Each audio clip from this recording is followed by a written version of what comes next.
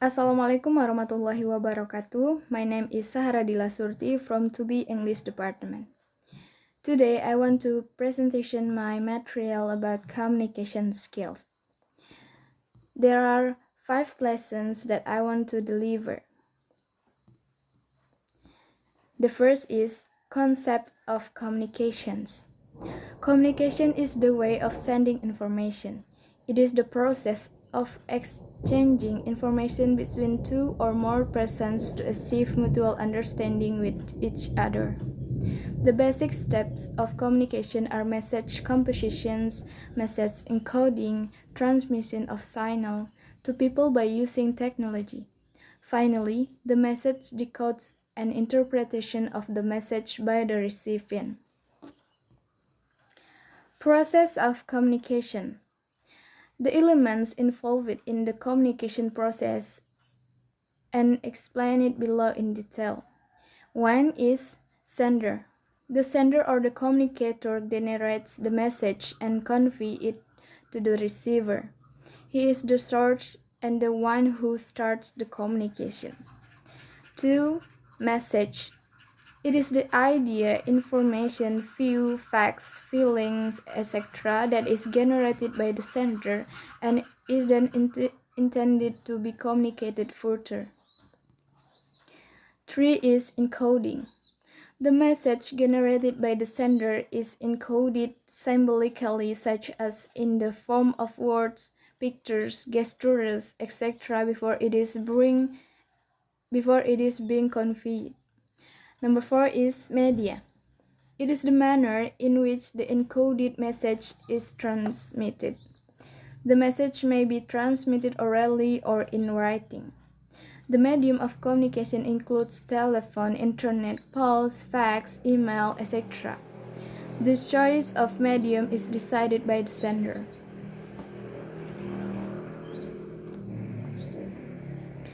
5 is decoding. It is the process of converting the symbols encoded by the sender. After decoding, the message is received by the receiver. 6. Receiver. He is the person who is last in the chain and for whom the message was sent by the sender. Once the receiver receives the message and understands it in proper perspective and acts according to the message, only then the purpose of communication is successful. 7 is feedback. Once the receiver confirms to the sender that he has received the message and understood it, the process of communication is complete. 8. Noise. It refers to any obstruction that is caused by the sender, message, or receiver during the process of communication. For example, like bad telephone communications, faulty encoding, faulty decoding, inattentive receiver, poor understanding of message due to the prejudice of inappropriate gestures, and etc. The next lesson is type of communications. 1. Interpersonal communication. Interpersonal communications as communication between a small group of individuals, typically in a face-to-face setting, where participants engage in minimally restricted dialogue with each other. This type is minimally restrictive because individuals who engage in interpersonal communication share some level of familiarity with each other, making them more likely to self-disclose information or provide more intimate details than one would with a stranger. Number 2 is nonverbal communication. Nonverbal communication is anything besides words, such as a gesture, actions, facial expressions, body language, and other aspects of your physical appearance that, when seen, communicated something. Nonverbal communication is as automatic as breathing, and that we do it without thinking most of the time. Even though nonverbal communication accompanies oral communication as an extension of a particular message, the two don't always align. The third is written communication. Written communication refers to messages that are transmitted to receivers in writing. For example, writing a memos, letters, email, and reports. The next is oral communication. Oral communication implies communication through the spoken word or using your mouth. You can use this type of communication for a variety of things such as meetings, interviews, performance reviews, presentations, training, solicitings, and providing feedbacks to subordinates or when communicating progress to upper management. The next lesson is basic principles of communication. 1. Courtesy or consideration.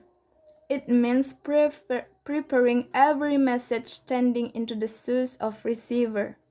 The sender has to emphasize with needs, aspiration, emotions, desires, requests, etc. of the receiver. The second is clarity. Clarity of ideas gives meaning to the message. The message of the sender should be understood in the same sense and context in which it is transmitted. The third is conciseness. The message to be communicated should be brief. The volume of information should be just right, neither too much nor too little. Lengthy letters may not result in desired actions. High-sounding phrases may reflect sender's scholarship but may not ensure desired action. Therefore, brevity is the soul of communication. A concise message saves time and energy of both sender and the receiver.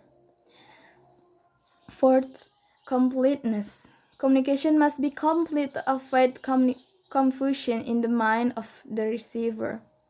Incomplete communication leads to assumptions and guesses and the consequent delay in further action plan.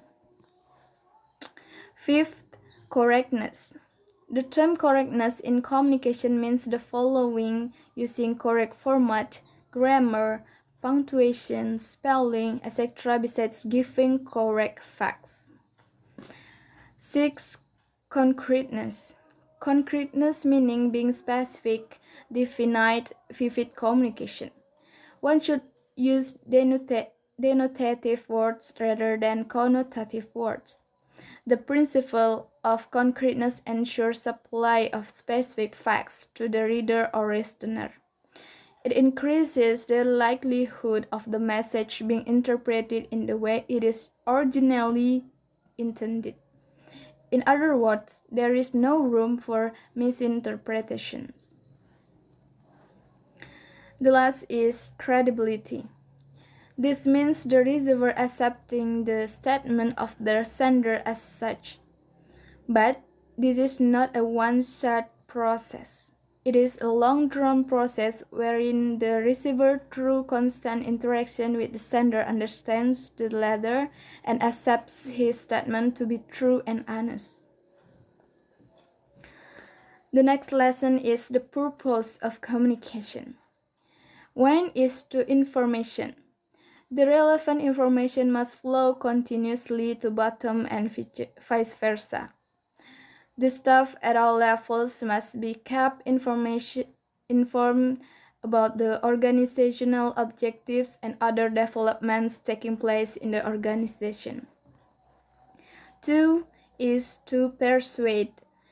Communication that aims to change or influence a person's beliefs, attitudes, and behavior so that they act according to what the communicator expects. 3. To entertain.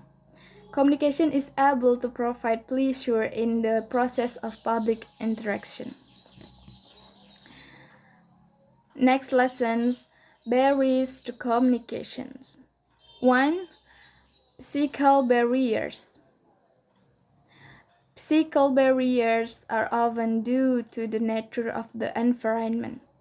Example, poor or outdated equipment, distractions, noise, poor lighting, and etc. 2. System design. System design faults refer to problems with the structures or system in place in an organization. 3. Semantic barriers. Semantic refers to meaning of language used. Often the same word is interpreted by different people in different ways according to their mental attitude and understanding. Poorly explained or misunderstood message can result in confusion. That's all from me. Thank you. Assalamualaikum warahmatullahi wabarakatuh.